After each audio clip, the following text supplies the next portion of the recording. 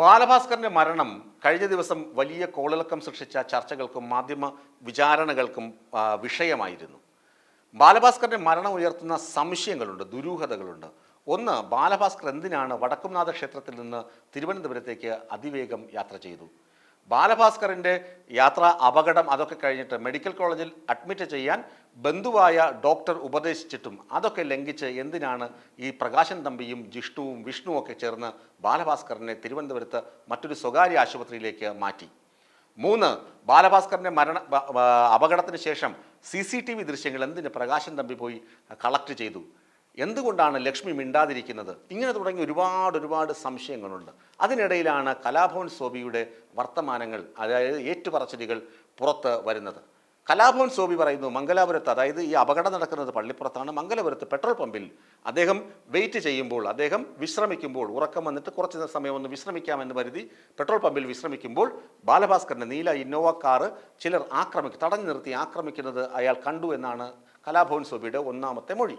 രണ്ടാമത്തെ മൊഴി, കഴക്കൂട്ടത്തേക്ക് വണ്ടി പോയി, ഇദ്ദേഹവും അതിന് പുറകെ യാത്ര ചെയ്യുന്നു. കുറച്ച് സമയം കഴിഞ്ഞിട്ട് വരുമ്പോൾ കഴക്കൂട്ടത്ത് പള്ളിപ്പുറത്തിനടുത്ത് വെച്ച് ഒരു വാഹനം ആക്സിഡൻറ്റിൽ പെട്ട് കിടക്കുന്നു. ശ്രദ്ധിച്ചു നോക്കുമ്പോൾ അത് താൻ നേരത്തെ കണ്ട നീല ഇന്നോവ കാർ തന്നെയാണ്. അതിനകത്തുള്ള യാത്രക്കാരെക്കുറിച്ച് കലാഭവൻ സോബിക്ക് അപ്പോൾ വിവരമൊന്നുമില്ല, അപ്പോഴറിയില്ല. കലാഭവൻ സോബി പിന്നെ വേറൊരു ഗായകനെയൊക്കെ വിളിച്ചിട്ടാണ് ഇതാരാണ്, ബാലഭാസ്കർ അപകടത്തിൽപ്പെട്ടതെന്നൊക്കെ ചോദിച്ച് മനസ്സിലാക്കുന്നതൊക്കെ. അതൊക്കെ മുമ്പ് പല വാർത്തകളിലും വന്നിട്ടുള്ള കാര്യങ്ങളാണ്. കലാഭവൻ സോബി പറയുന്നു, ഇതിൽ നിന്ന് കുറേ സാധനങ്ങൾ കൊണ്ട് ഒരു ചെറുപ്പക്കാരൻ ഓടിപ്പോകുന്നത് കണ്ടു എന്ന് പറയുന്നു. അത് DRI സ്ഥിരീകരിച്ചിട്ടുണ്ട്. DRIയുടെ ലിസ്റ്റിൽപ്പെട്ട സ്വർണ്ണക്കള്ളക്കടത്തുകാരനായ ഒരാളാണെന്ന് ആ ഒരു ഫോട്ടോ കാണിച്ച് സോബിയെ കൊണ്ടത് സ്ഥിരീകരിക്കുകയും ആ ഫോട്ടോയിലുള്ള ആൾ അന്ന് ടവർ ലൊക്കേഷൻ അവിടെയായിരുന്നുവെന്ന് പറയുകയും ചെയ്തു. പക്ഷേ നിർഭാഗ്യവശാൽ ലോക്കൽ പോലീസും ക്രൈംബ്രാഞ്ചും CBI അന്വേഷിച്ചപ്പോൾ ആ വ്യക്തിക്ക്, ആ പറയപ്പെടുന്ന വ്യക്തിക്ക് പോലും ഒരു മൊബൈൽ ഫോണേ ഉള്ളൂ. അയാൾക്ക് 2 മൊബൈൽ ഫോണിൽ നിന്നും ഒരു ഫോൺ വേറെ ലൊക്കേഷനിലാണ് എന്ന് പറഞ്ഞിട്ടൊന്നും അവിടെ വില പോയില്ല. അങ്ങനെയാണ് കലാഭവൻ സോബി എന്ത് ചെയ്യുന്നത്? നുണ പരിശോധനയ്ക്ക് വിധേയനാകുന്നത്. CBIയോട് പറഞ്ഞു. എന്നിട്ട് കലാഭവൻ സോബി ഇപ്പോൾ ആവശ്യപ്പെട്ടിരിക്കുന്നത് തന്നെ ബ്രെയിൻ മാപ്പിങ്ങിന് വിധേയനാക്കണം. അപ്പോഴെങ്കിലും നിങ്ങൾക്ക് മനസ്സിലാകുമല്ലോ ഞാൻ പറയുന്നത് എന്താണെന്ന്. അത് ലൈവായി ടെലിവിഷനുകളിൽ സംപ്രേഷണം ചെയ്യണം. അതുപോലെ എല്ലാ ഓൺലൈൻ ചാനലുകളും അത് സംപ്രേഷണം ചെയ്യണമെന്നും അദ്ദേഹം ആവശ്യപ്പെടുന്നുണ്ട്. ഇതിൽ എന്താണ് വാസ്തവം? എവിടെയാണ് പിഴച്ചത്? ലോക്കൽ പോലീസിനാണോ പിഴച്ചത്? ക്രൈംബ്രാഞ്ചിനാണോ പിഴച്ചത്? അതോ CBIക്കോ? CBI അന്വേഷണ സംഘം 2ാം ഘട്ടം പുനരന്വേഷിച്ച 2ാം ഘട്ടവും റിപ്പോർട്ടും കോടതിയിൽ സമർപ്പിച്ചു. അവരും പറയുന്നത് ആക്സിഡൻറ്റ് ഒറിജിനലാണ്, യഥാർത്ഥ അപകടമാണ്. കാരണം എന്താണ്? അങ്ങനെ ഒരു ഉത്തരം CBI നൽകാൻ കാരണം എന്താണ് എന്ന അന്വേഷണത്തിലാണ് ഞങ്ങൾ. കാരണം മറ്റൊന്നുമല്ല, CBIക്ക് ഉദ്യോഗസ്ഥർ പറയുന്നതനുസരിച്ച് CBIക്ക് ഒരു പരാതി ലഭിക്കുന്നു. പരാതിയിൽ പറയുന്ന കാര്യങ്ങൾ എന്താണ്? ബാലഭാസ്കറിൻ്റെ പിതാവ് ശ്രീ KC ഉണ്ണിയും അമ്മയും ഒക്കെ കൊടുത്ത പരാതിയിലെ പ്രശ്നം ഈ വാഹനാപകടം എങ്ങനെ സംഭവിച്ചു, ഇത് ഒറിജിനൽ അപകടമാണോ എന്നതാണ് ഒന്നാമത്തെ അന്വേഷണ വിഷയം. 2, വേറെ ചില ആളുകളുടെ പേരുകൾ ഇവർ പരാമർശിക്കുന്നുണ്ട്. അവർക്ക് ഇതുമായി ബന്ധമുണ്ടെന്നാണ് അവരുടെ ആരോപണം. അത് പിന്നീട് അന്വേഷണ സംഘം തന്നെ ശ്രീ അനന്തകൃഷ്ണൻ DYSP ആയിരുന്ന അനന്തകൃഷ്ണൻ തന്നെ പറഞ്ഞിട്ടുണ്ട്, ഈ ആളുകളെ ബന്ധിപ്പിക്കേണ്ട തെളിവുകളൊന്നും ഇതിനകത്തില്ല. ഇത് എന്താണ്, വെറും രാഷ്ട്രീയ നാടകമാണ്. രാഷ്ട്രീയ സമ്മർദ്ദം മൂലം പ്രിയ വേണുഗോപാലൊക്കെ നടത്തുന്ന നാടകമാണ്. ചില ആളുകളുടെ പേര് പറയുക, അവരാണ് ഈ കേസിലെ പ്രതി എന്ന് വരുത്തി തീർക്കുക എന്നൊക്കെ രാഷ്ട്രീയ നാടകമാണെന്ന് CBIക്ക് ബോധ്യപ്പെട്ടു.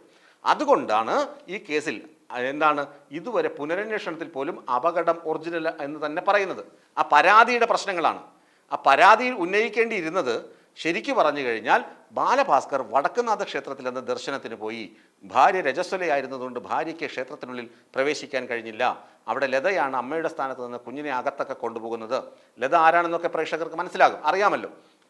ഞാനിനി ആ വിശദീകരണത്തിലേക്ക് പോകുന്നില്ല. അപ്പോൾ എന്തുകൊണ്ടാണ് ഇത്ര വേഗത്തിൽ, അമിത വേഗത്തിൽ തൃശ്ശൂരിൽ നിന്നും തിരുവനന്തപുരത്തേക്ക് അവർ യാത്ര ചെയ്തത്? അതിൻ്റെ പിന്നിൽ ഒരു ഗൂഢാലോചനയുണ്ട്. അതുപോലെ തന്നെ ബാലഭാസ്കറിൻ്റെ വാഹനത്തിലുണ്ടായിരുന്ന പണം, സ്വർണം, കുറച്ച് സ്വർണത്തിൻ്റെ കാര്യങ്ങളൊക്കെ, ദൃശ്യങ്ങളൊക്കെ നമ്മൾ ടെലിവിഷനിൽ കണ്ടിട്ടുണ്ട്, വാർത്തകൾ പുറത്തു വന്നിട്ടുണ്ട്. അത് കുഞ്ഞിനും അമ്മയ്ക്കും അണിയേണ്ട ആഭരണങ്ങളാണ്. പക്ഷേ അതിനല്ലാതെ ഉള്ള സ്വർണം വാഹനത്തിലുണ്ടായിരുന്നു എന്ന് വരുന്ന തെളിവുകൾ പുറത്തു വരുന്നുണ്ട്. പ്രകാശൻ തമ്പിയാണ് പോയി അതൊക്കെ കളക്ട് ചെയ്യുന്നത്. ഇതൊക്കെ എങ്ങനെ സംഭവിച്ചു? ഇങ്ങനെയുള്ള കാര്യങ്ങൾ, പിന്നെ പ്രകാശൻ തമ്പിയുടെയും ജിഷ്ണുവിൻ്റെയും ടവർ ലൊക്കേഷൻ പോലീസ് ഇതിനെ പുറത്തു വിട്ടിട്ടുണ്ട്. അവർ എയർപോർട്ട് റോഡിലായിരുന്നു ബാലഭാസ്കറിനെ കാത്തു നിന്നത്. എന്തിനാണ് അവർ എയർപോർട്ട് റോഡിൽ നിന്നത്? ബാലഭാസ്കർ അപകടത്തിൽപ്പെട്ടത് പിന്നീടല്ലേ? ബാലഭാസ്കർ അവിടെ അപകടത്തിൽപ്പെടുന്നതിന് മുമ്പേ അവരുടെ ടവർ ലൊക്കേഷൻ എങ്ങനെ അവിടെ കാണിക്കും? അപ്പോൾ ബാലഭാസ്കർ എയർപോർട്ടിലേക്കാണോ ബാലഭാസ്കറിനെയും കൊണ്ട് അർജുൻ വാഹനം ഓടിച്ചത്? ആരെങ്കിലും കാണാനായിരുന്നു? അതോ എന്തെങ്കിലും സാധനം എടുക്കാനായിരുന്നു? ഇത്യാദിയുള്ള സംശയങ്ങൾക്ക് ദൂരീകരണമാണ് വേണ്ടത്. ഇങ്ങനെയുള്ള ദുരൂഹതകൾക്ക് അവസാനമാണ് വേണ്ടത്. ആ കാര്യങ്ങൾ പരാതിയിൽ സൂചിപ്പിച്ചിട്ടില്ല. അതാണ് പ്രധാന പ്രശ്നമായി സി ബി ഐ ഉദ്യോഗസ്ഥനും DYSPയുമായിരുന്ന ശ്രീ അനന്തകൃഷ്ണൻ എന്നോട് എൻ്റെ മൊഴിയെടുക്കുന്ന സമയത്ത് എന്നോട് സൂചിപ്പിച്ചത്. ഈ പരാതിയിൽ പറയുന്ന കാര്യങ്ങളല്ലാതെ അവർക്ക് അതിന് പുറത്തേക്ക് അന്വേഷിക്കാനുള്ള അധികാരം അവർക്കില്ല. കാരണം സ്വർണ്ണക്കള്ളക്കടത്തിനെ കുറിച്ച് അന്വേഷിക്കുന്നത് DRI ആണ്. അത് അവരുടെ വിഷയമല്ല. അവരുടെ വിഷയം എന്താണ്? ഈ അപകടം നടന്നത് യാഥാർത്ഥ്യമാണോ? പിന്നെ ഈ പറയുന്ന പേരുകാർക്ക് എന്തെങ്കിലും ബന്ധമുണ്ടോ? പറയുന്ന പേരുകാർക്ക് ഉണ്ട് എന്ന് സ്ഥാപിക്കണമെങ്കിൽ പോലും ലക്ഷ്മി ഇനി വാതുറക്കണം. ഈ പറയുന്ന പേരുകാർക്ക് എന്തെങ്കിലും ബാലഭാസ്കറുമായി അങ്ങനെ എന്തെങ്കിലും തരത്തിലുള്ള കമ്മ്യൂണിക്കേഷൻ ഉണ്ടായിരുന്നു, അതായത് സ്വർണ്ണക്കള്ളക്കടത്തല്ല അല്ലാതുള്ള കമ്മ്യൂണിക്കേഷൻ വരെ ഉണ്ടായിരുന്നുവെന്ന് ബാലഭാസ്കറിൻ്റെ ഭാര്യ വേണം ഇത് തീരുമാനിക്കാൻ, പറയാൻ. പക്ഷെ അവരൊന്നും പറയുന്നുമില്ല. അവിടെയാണ് CBI സംഘവും രണ്ടാമത്തെ റിപ്പോർട്ടിലും ഇങ്ങനെ അപകടം യഥാർത്ഥ അപകടമാണ് എന്ന് പറഞ്ഞ് ഫയൽ മടക്കി കോടതിയിൽ നൽകുന്നത്.